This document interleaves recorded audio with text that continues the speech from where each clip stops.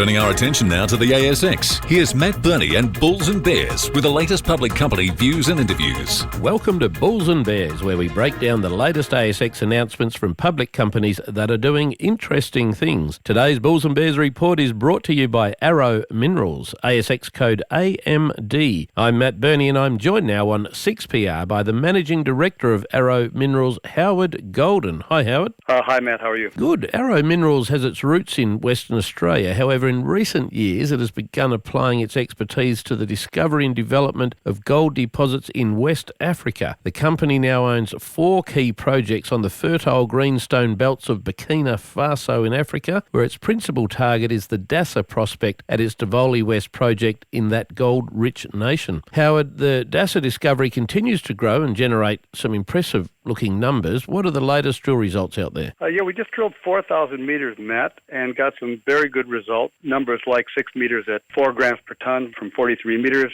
13 meters at 2.5 grams from 6 meters, and 14 meters at 3.24 grams per ton from 23 meters. And we liked it particularly because it extends for about 1 kilometer. It's shallow, it's oxide, and when you look at it in cross-section, it's very shallow dipping. It almost looks like an open pit. You've recently put in place an interesting-looking joint venture with Canadian-based Trevally Mining. Who are they and what are the key terms of that JV? Yeah, we're very pleased about that, Matt. Trevally is a major zinc producer in Burkina Faso, and as it turns out, they have exploration ground that, along with ours, is 1,000 square kilometers along a very prospective belt that includes the Bisa mine and the Pura mine. And the deal we have with them is we explore for gold on their property, and we can get 51% of anything we find, and they have reciprocal rights to explore for base metals on our property and get 51% there. So we're very pleased about that, and that gives us a huge exploration base in which to increase our success from Dassa. I know it's early days yet, but can you give me some indication of the potential scale at Dassa? What does your early exploration tell you about how big the current anomaly is? Well, very typical in Birimian deposits.